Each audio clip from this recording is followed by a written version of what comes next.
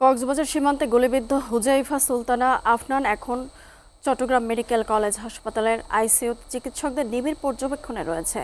অন্যদিকে সীমান্তে বিশেষ টহল জোরদারের পাশাপাশি স্থানীয়দের অযাচিতভাবে সীমান্ত সংলগ্ন এলাকায় না যেতে বিজিবির পক্ষ থেকে সতর্ক করা হয়েছে।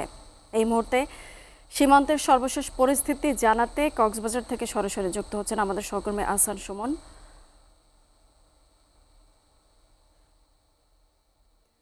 সুমন, সীমান্তের পরিস্থিতি এখন কেমন দেখছেন, জানাবেন বিস্তারিত।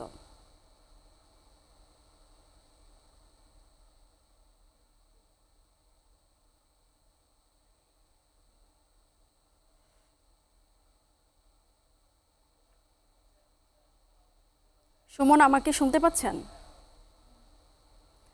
সুমন, আমাদেরকে একটু জানাবেন যে সীমান্ত পরিস্থিতি এখন কেমন দেখছেন আপনি?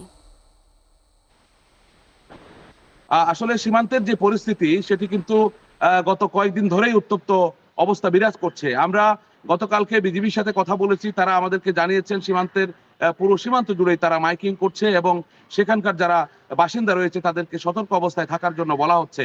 অন্যদিকে যে হুজাইফা সুলতানা আফনান মেয়েটি যে গুলিবিদ্ধ হয়েছে তার মাথার খুলি রেখে তারা ফ্রিজে রেখেছে হাসপাতালের চিকিৎসকরা এবং তাকে নিবিড় পর্যবেক্ষণে রাখা হয়েছে আইসিইউতে। ডাক্তাররা বলছেন তার মগজের ভিতরে গুলিটি ঢুকে গেছে বিধায় তাকে কঠিনভাবে একটি অপারেশন করতে হবে এবং অপারেশনটি খুব বেশি গুরুত্বপূর্ণ বিধায় তারা একটু সাবধানে সেটি করছে, এমনটা আমাদেরকে জানানো হয়েছে। চট্টগ্রাম মেডিকেলের একজন চিকিৎসকের সাথে আমাদের কথা হয়েছিল, তিনি আমাদেরকে এই তথ্য নিশ্চিত করেন। অন্যদিকে এখানে যে একটি যুবকের হানিফের পা উড়ে গেছে সীমান্তের মাইন বিস্ফোরণের কারণে, সেটিও কিন্তু খুবই দুঃখজনক ঘটনা এবং ওই ঘটনার পরে এলাকাবাসীও কিন্তু খুবই একটা আতঙ্ক বিরাজ করছে এবং তারা বলছেন যে পুরো সীমান্ত এলাকাটি যেন একটি নিরাপত্তার চাদরে ঢেকে রাখা হয় এবং বিজিবির পক্ষ থেকে যেন সব জায়গায় আরো বেশি সাবধানতা জোরদার করা হয়। এই তথ্যটি মূলত সীমান্তবাসী দাবি জানিয়েছেন।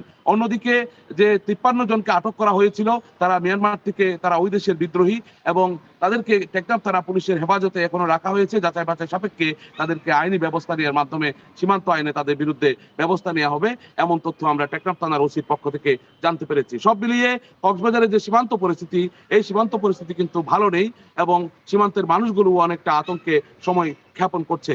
অন্যদিকে যে সীমান্তের যে নুম্যাস ল্যান্ড রয়েছে, যেখানে নামানুষী জমি বলা হয়, মানুষের বসবাস যেখানে নেই, সেখানে কিন্তু মাইন পুঁতে রাখার বিষয়টি মিয়ানমার বড় ধরনের অপরাধ সংগঠিত করেছে, এমনটাই মূলত বলা হচ্ছে। সীমান্ত আইন বিশ্লেষক কয়েকজনের সাথে আমাদের কথা হয়েছে, তারা বলছেন যে নুম্যাস ল্যান্ড যেটা নামানুষী জমি, যেখানে ওই পার এই পার দুই পারের কেউই মূলত 150 থেকে 300 ফিট জায়গার মধ্যে বসবাস করতে পারে না কিংবা চলাচল করতে পারে না। সেখানে যদি তারা মাইন পুঁতে রাখে কিংবা আমাদের লোকজন সীমান্ত এলাকায় যে তারা কাজকর্ম করার সময় সেখানে যদি মাইন বিস্ফোরণে পা বিচ্ছিন্ন হয়ে যায় বা মারা যায়, তাহলে কিন্তু সেটির দায়ভার মিয়ানমারকে নিতে হবে, এমনটাই মতামত ব্যক্ত করেছেন তারা। সব মিলিয়ে কক্সবাজারের সীমান্ত অবস্থা এখনো পর্যন্ত উত্তপ্ত পরিস্থিতি, তবে আজকে সকাল থেকে কোনো গুলির আওয়াজ সেই পার থেকে এই পারে আসেনি, এই তথ্য আমরা পেয়েছি। সব মিলিয়ে আমার কাছে এই ছিল কক্সবাজারের সীমান্ত পরিস্থিতি। সুমন, আপনাকে ধন্যবাদ।